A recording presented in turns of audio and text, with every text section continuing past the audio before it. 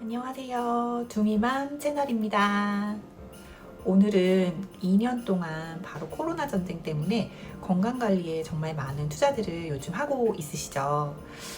좋다는 건 너무 많고 어디서부터 어떻게 해야 될지 사실 건강의 우선순위 관리 방법을 알고 계시나요? 어떤 걸 건강관리 우선순위로 해야 될지 오늘은 바로 현대인들에게는 가장 기본이 되기도 하고 또 앞으로 우리 아이들에게는 더 중요하게 될 내 몸 전체를 다스리는 바로 지켜낼 수 있는 마이크로바이옴에 대한 주제로 이야기를 해보려고 합니다. 소비자분들에게는 이제 막 알려지기 시작을 했지만 전 세계의 많은 전문가들 사이에서는요 이미 수천 편의 논문과 임상 사례를 만들고 있습니다. 앞으로 미래는 타고난 유전자는 못 바꿔도 이 마이크로바이옴을 관리하면 끝난다라고 말하고 있습니다. 그렇다면 이 마이크로바이옴을 도대체 어떻게 관리하면 되는지, 그리고 바로 이 마이크로바이옴을 위해서 출시된 이미 많은 분들이 드시고 계신 파마넥스의 메타도 어떻게 하면 더 잘 효과 있게 드실 수 있는지에 대한 팁도 딱딱한 이론의 강의가 아닌 쉽게 이해할 수 있는 비유로 제가 간단하게 설명드려 보겠습니다. 우리 몸은 겉으로 보이는 몸이 움직이고 있다고 보통 생각하지만 실제로는 우리 몸 전체를 다스리는 건 아주 작디 작은 세균, 바로 미생물들입니다. 그래서 우리 몸의 실제 주인은 미생물 세균이다라는 책이 있는데요. 예를 들면 지금 전 세계를 무섭게 바꿔버린 코로나도 미생물의 일종인 것이죠. 얼마나 강력한지 아시겠죠?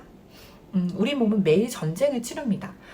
외부에서 들어오는 바이러스성 나쁜 균들을 들어오지 못하게 하고요. 또 마치 정글의 법칙에서 사자와 토끼가 함께 다양한 동물들이 서로 유기적으로 살아가듯이 이 마이크로바이옴도 어떤 특정한 균을 얘기하는 것이 아니고요. 생태계 전체를 의미하거든요.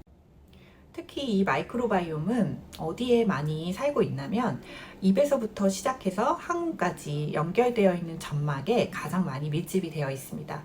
우리가 코로나균이 들어가지 못하게 하려고 코점막과 입 점막을 마스크로 1차적으로 막는 것처럼 이 점막들은 바로 균들의 전쟁이 벌어집니다.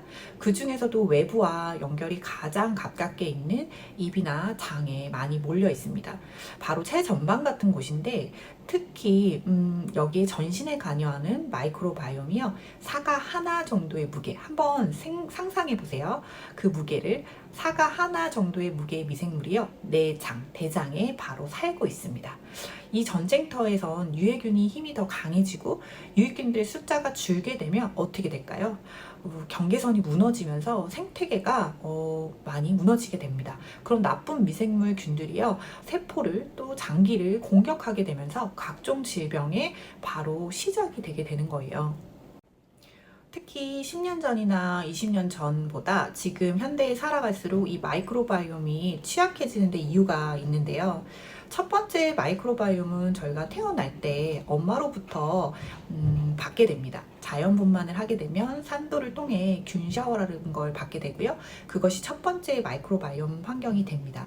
그리고 모유 수유를 통해서 엄마로부터 좋은 유익균인 미생물들이 한번 들어오게 되면은 그 균들이 굉장히 강력해서 30년간은 심겨진다고 합니다. 그리고 우리가 질병 치료를 위해서 많이 쓰고 있는 항생제들도 이 마이크로바이옴을 치명적이게 만드는 이유가 되는데요. 항생제의 원리는 나쁜 바이러스 균을 없애지만 동시에 유익한 균도 다 없애버립니다.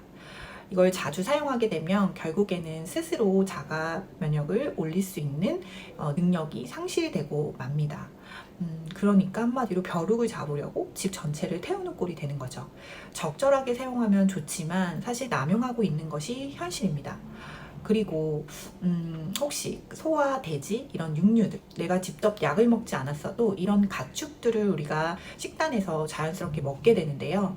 이 가축들이 항생제 사료라는 것을 먹게 되는 경우들이 굉장히 많이 있습니다.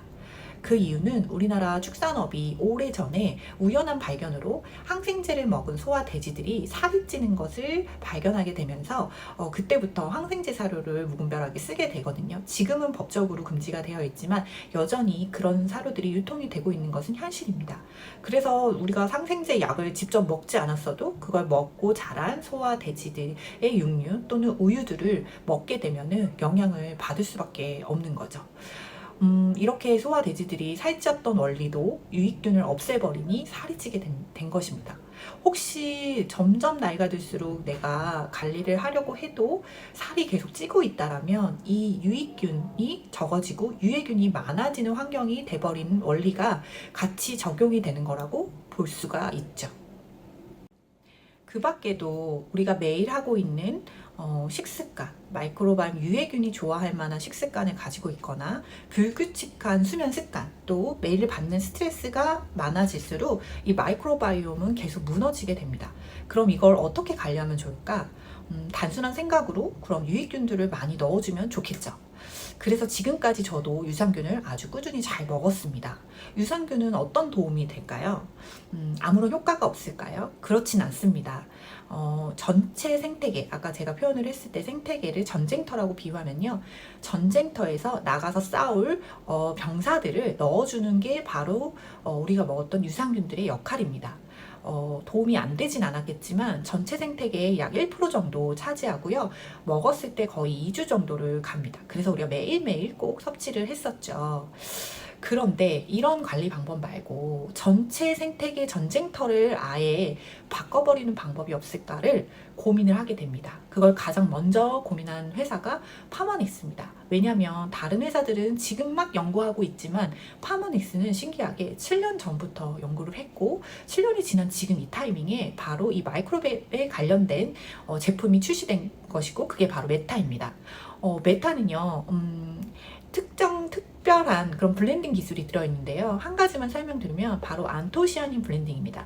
이건 한국 최초의 블렌딩으로 되어 있는 거고요. 이 블렌딩의 조합의 것을 섭취했을 때 바로 이 마이크로바이옴이 급격히 올라가는 것을 논문과 임상으로 확인할 수 있었습니다. 그래서 강력하게 내가 이걸 하루에 한 번 먹는 것만으로도 그냥 단순한 유익균, 유산균을 조금 넣어주는 게 아니고요. 폭탄, 이 전쟁터를 이겨버릴 만한 폭탄을 넣어주는 거죠. 그래서 정말 우리 이 현대인들에게는 건강관리의 우선순위라고 말씀드릴 수 있어요. 그러면 이 메타를 먹기만 하면 좋아질까? 항상 건강식품은 50%의 역할이고 50% 이걸 드시면서 아까 말씀드렸던 그 원인도 같이 제거를 해주셔야 더 좋은 효과를 보겠죠. 원인이 되는 식습관과 물 마시는 습관들을 같이 교정을 하신다면요. 그냥 단순히 넣어주고 또다시 생태계를 안 좋게 만드는 것이 아니고요. 생태계도 좋아지게끔 만들어주는 어떤 그런 원인도 해결을 하면서 이 메타의 효과를 극대화 볼 수 있다라고 생각하시면 됩니다. 너무 쉽죠. 쉽지만 많은 분들이 그냥 먹기만 하면 좋아진다고 생각을 하시더라고요.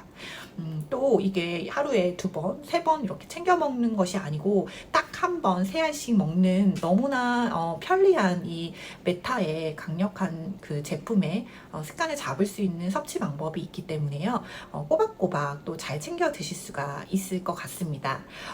이제 아이들도 우리 어른들도 코로나를 피해갈 수 없잖아요. 그렇다면 내 몸 스스로의 방어막을 잘 지키는 이 좋은 메타를 복용하셔서 또 더 건강한 삶을 누리셨으면 좋겠습니다. 자, 둥이맘의 오늘의 건강관리 방법이었습니다. 안녕.